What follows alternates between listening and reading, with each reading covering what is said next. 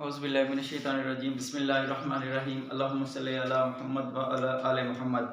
Dear students, last time हमने discuss किया था फोलिकुलोजेनेसिस, उसका फर्स्ट पार्ट हमने डिस्कस किया था। आज उसी को आगे बढ़ाएंगे और फोलिकुलोजेनेसिस का सेकंड पार्ट देखेंगे कि उसमें क्या क्या होता है। सेकंड पार्ट में जाने से पहले ओवरव्यू ले लेते हैं कि फर्स्ट लेक्चर में हमने क्या देखा था, फिर उसको कंटिन्यू करेंगे। एक ओवरव्यू देखते हैं कि फर्स्ट लेक्चर में हमने देखा था कि स्ट्रक्चर ऑफ प्राइमरी फोलिकल हमने देखा था।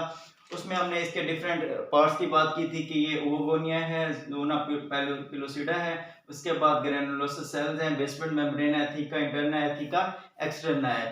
फिर हमने बात की थी कि जब डेवलपमेंट हो रही होती है मदर बॉडी के अंदर, तो उस वक्त सब के सब प्राइमरी फोलिकल्स एक जैसे ग्रो कर रहे होते हैं। और ग्रो किस वजह से कर रहे होते हैं? ओवोगोनिया की वजह से कर रहे होते हैं, क्योंकि ये डेवलप हो रहा होता है। उसके बाद हमने बात की थी कि सब के सब जो प्राइमरी फॉलिकल्स हमारे पास बने थे वो एक ही पॉइंट पे आके उनको ब्रेक लग जाती है।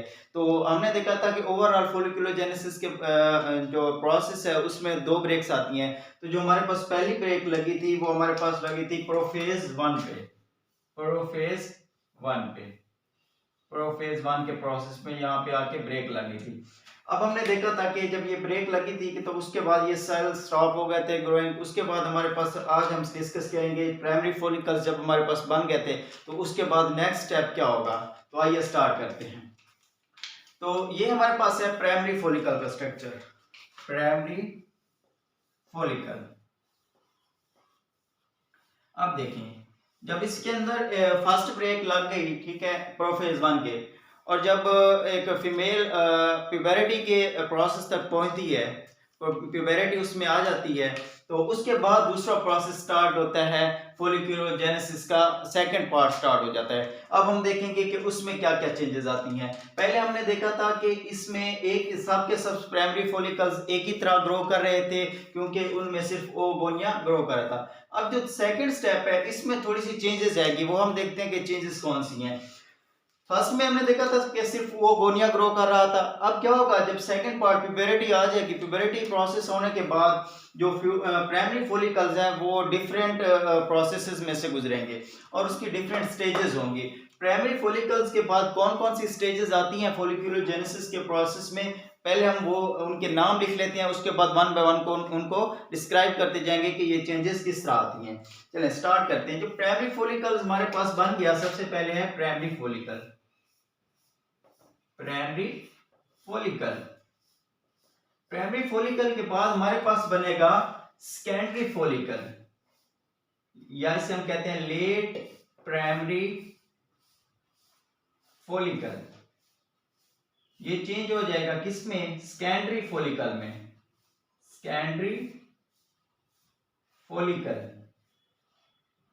सेकेंडरी फॉलिकल में जब ये चेंज होगा तो सेकेंडरी फॉलिकल बनने के बाद ये चेंज होगा प्री एंट्रल फॉलिकल में। प्री एंट्रल फॉलिकल में, प्री एंट्रल फॉलिकल के बाद ये हमारे पास चेंज हो जाएगा इसमें एंट्रल फॉलिकल में। एंट्रल फॉलिकल, एंट्रल फॉलिकल के बाद ये हमारे पास प्री ओव्यूलेटरी फॉलिकल में चेंज हो जाएगा। Pre ovulatory follicle.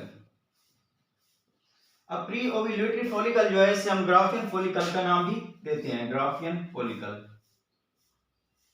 Graafian follicle. अब जो हमने ये सब प्रोसेस लिखे, हमारे पास प्राइमरी फॉलिकल स्टेज तो आई हुई है। हम नेक्स्ट देखेंगे कि जो प्राइमरी फॉलिकल है वो नेक्स्ट जो इसकी स्टेजेस है उसमें किस तरह से कन्वर्ट होता है, मतलब कि लेट प्राइमरी फॉलिकल किस तरह बनेंगे, सेकेंडरी फॉलिकल किस तरह बनेगा, प्री एंट्रल फॉलिकल किस तरह बनेंगे, एंट्रल फॉलिकल किस तरह बनेगा और प्री ओव्यूलेटरी फॉलिकल किस तरह बनेगा हमारे पास। अब सबसे पहले हम बात करेंगे कि प्राइमरी फॉलिकल में कौन सी चेंजेस आती हैं जिसकी वजह से हमारे पास लेट प्राइमरी फॉलिकल बनता है। अब जब प्यूबरिटी आ जाएगी हमारे पास, प्यूबरिटी स्टेज आ जाएगी, प्यूबरिटी एट प्यूबरिटी, प्यूबरिटी के प्रोसेस में जो हमारे पास एक ब्रेक लग गई थी अब वो रीस्टार्ट हो जाएगा प्रोसेस, प्राइमरी फॉलिकल में चेंजेस आना स्टार्ट हो जाएंगी। लेकिन अब क्या होगा, क्योंकि जब डेवलपमेंट हो रही थी तो हमने देखा था कि तमाम जो हमारे पास प्राइमरी फॉलिकल्स थे उनमें से एक जैसी ग्रोथ हो रही थी।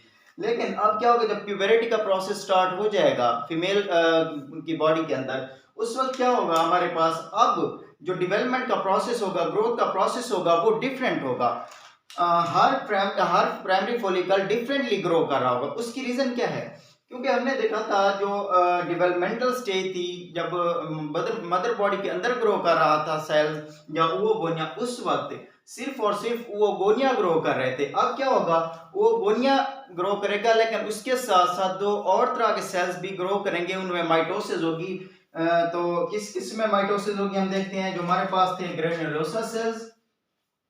ग्रेन्युलोसस सेल्स और थीका सेल्स, ये दोनों माइटोसिस शो करेंगे, माइटोसिस का प्रोसेस, और इस तरह इनके सेल्स में इजाफा हो जाएगा। जब इनके सेल्स में इजाफा हो जाएगा तो इसका मतलब इनके काम में भी इजाफा हो जाएगा। लास्ट लेक्चर में हमने देखा था कि जो ग्रेन्युलोसा सेल्स हैं ये नर्सिंग सेल्स हैं। इसका मतलब ये कहीं ना कहीं नोरिशमेंट का काम कर रहे हैं। और जो थीका सेल्स हैं वो एंडोक्राइनल सेल्स हैं। जैसे कि हमने बात की, जब इनमें माइटोसिस होगी तो फिर ये कोई ना कोई मटेरियल प्रोड्यूस करेंगे।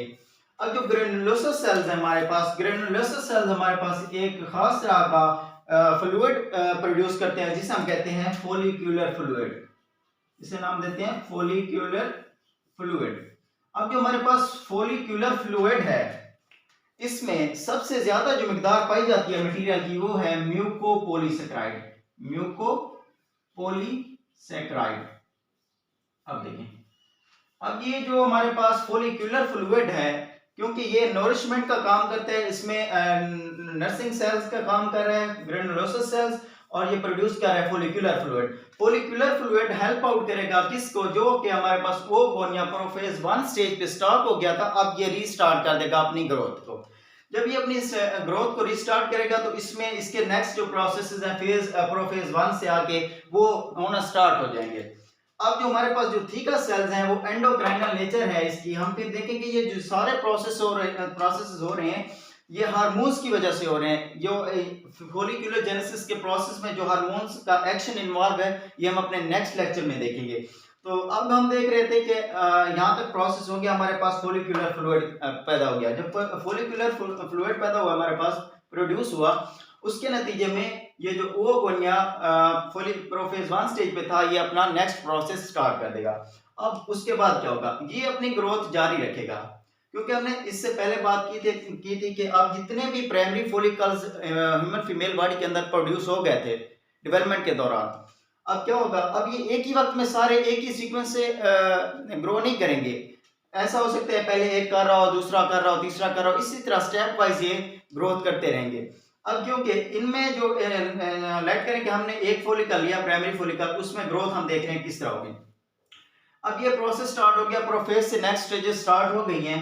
अब इससे अगला प्रोसेस क्या होगा हमारे पास, जब ये फोलिकुलर फ्लूइड प्रोड्यूस हो गया और ये हेल्प आउट कर रहा है ओवोगोनिया को नेक्स्ट ग्रोथ के लिए, तो इसके बाद यही ग्रेनुलोसा सेल्स हमारे पास एक एंजाइम प्रोड्यूस करेंगे जिसे कहते हैं प्रोटियोलिटिक एंजाइम।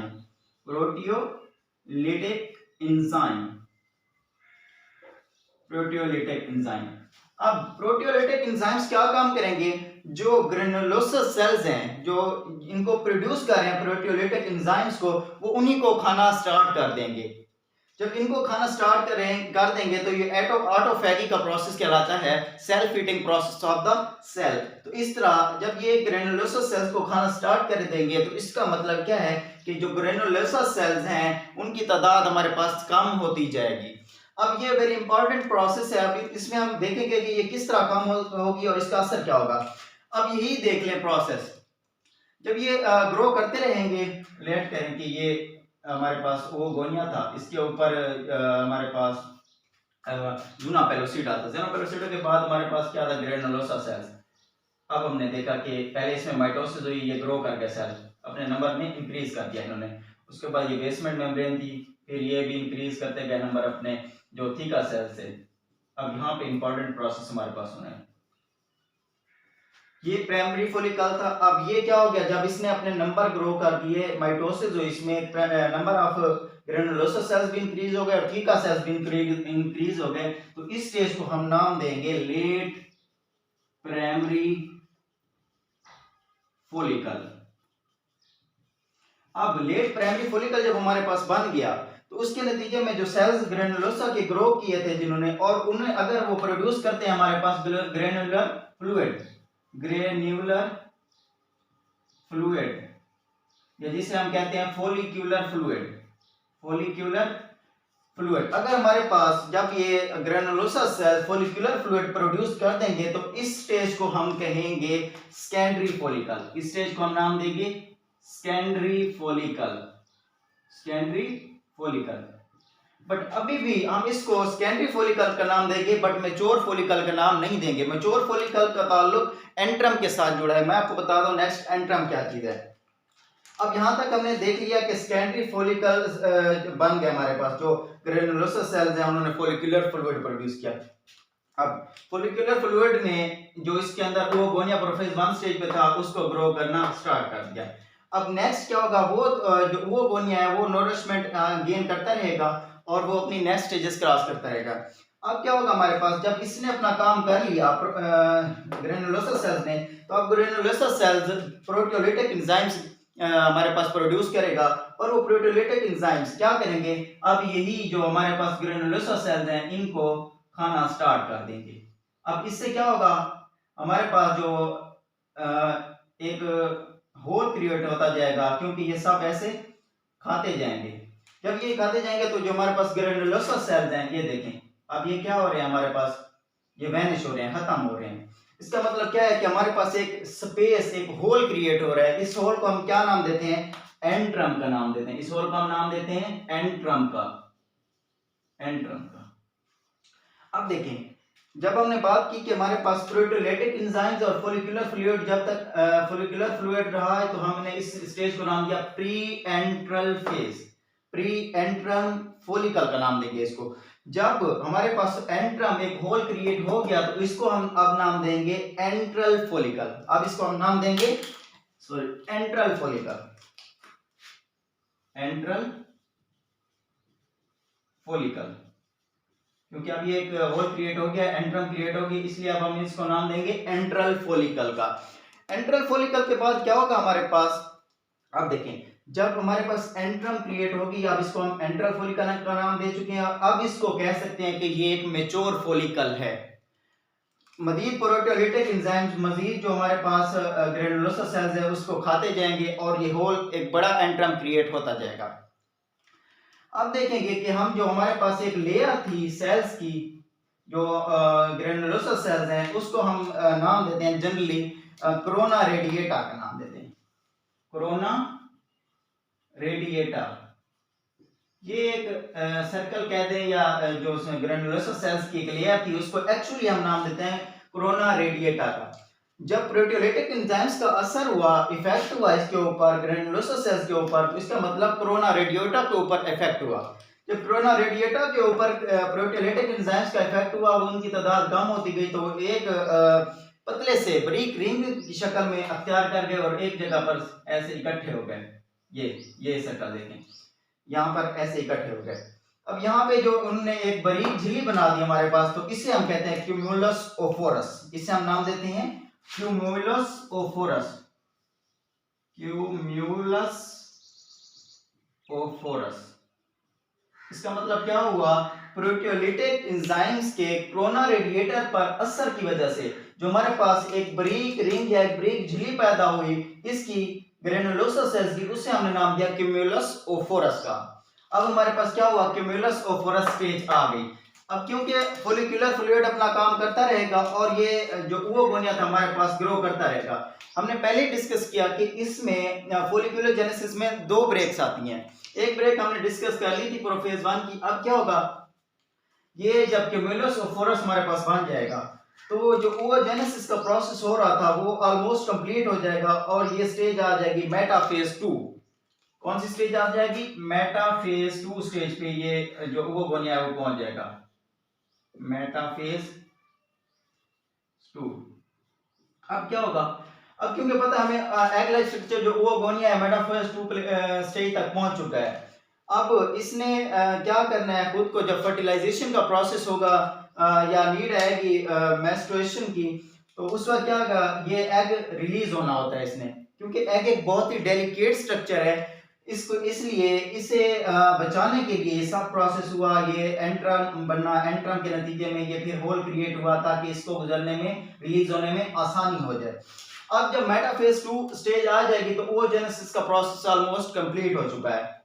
अब क्या होगा हमारे पास जब प्यूबरिटी आती है, एक्चुअली जो फोलिकुलोजेनेसिस है, जो उसमें एक menstrual cycle is the completion of folliculogenesis. अब जब फर्टिलाइजेशन अगर हो जाती है हमारे पास, मेटाफेज 2 स्टेज के बाद फर्टिलाइजेशन हो जाती है, तो उसके बाद वो नेक्स्ट प्रोसेस होते हैं। लेकिन अगर एग रिलीज हो गया है यहाँ पे और फर्टिलाइजेशन नहीं हुई, तो उसके बाद कौन कौन सी स्टेजेस आएंगी वो हम देखते हैं उसकी डिटेल के, उसके बाद का प्रोसेस क्या होगा। अब हमने देखा सेकेंडरी फोलिकल बना, क्यों, जब उसके पास फोलिकुलर फ्लूइड था। उसके बाद एंट्रम बना, तो फिर एंट्रल फोलिकल हो गया। अब क्या हुआ, जब ये क्यूमुलस बन गया हमारे पास, क्यूमुलस ओफोरस, उसके बाद एक बड़ा होल क्रिएट हो गया। अब जो ओगोनिया है वो रेडी टू रिलीज है। इसका मतलब वो जब oogonia is ready to release, तो उस वक्त जो हमारे पास फोलिकल होगा उसको हम नाम देंगे प्री ओव्यूलेटरी फोलिकल या ग्राफियन फोलिकल। अब इस फोलिकल को हम नाम देंगे प्री ओव्यूलेटरी और ग्राफियन फोलिकल। अब देखें, अब प्री ओव्यूलेटरी और ग्राफियन फोलिकल इस स्टेज तक हम पहुंच गए। अब यहां तक पहुंचने के बाद अब हमारे पास नेक्स्ट प्रोसेस स्टार्ट होगा कि अगर तो फर्टिलाइजेशन हो जाती है, गैमीट्स आपस में मिल जाते हैं, तब क्या होगा, अगर गैमीट्स आपस में नहीं मिलते तो प्राइमरी फोलिकल जो कि अब प्री ओव्यूलेटरी फोलिकल में तब्दील हो चुका है, उसके साथ क्या होगा, उसकी नेक्स्ट स्टेजेस क्या होगी, अब वो हम देख रहे हैं।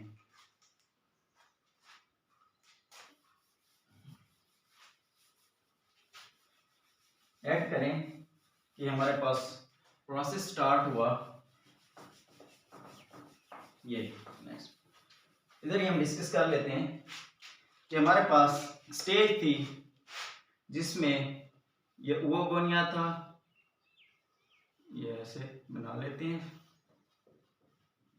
ये प्राइमरी फोलिकल, ये प्राइमरी फोलिकल था, इसे हमने नाम दिया प्राइमरी फोलिकल। अब ये क्या हुआ, हमारे पास चेंज हुआ लेट प्राइमरी फोलिकल में, जिसमें हमारे पास अभी फोलिकुलर फ्लूइड नहीं बना था, जस्ट जो ग्रेनुलोसा सेल्स हैं और थीका सेल्स हैं, इनमें माइटोसिस हुई थी और इनके नंबर में इंक्रीज आया था। ये देखें,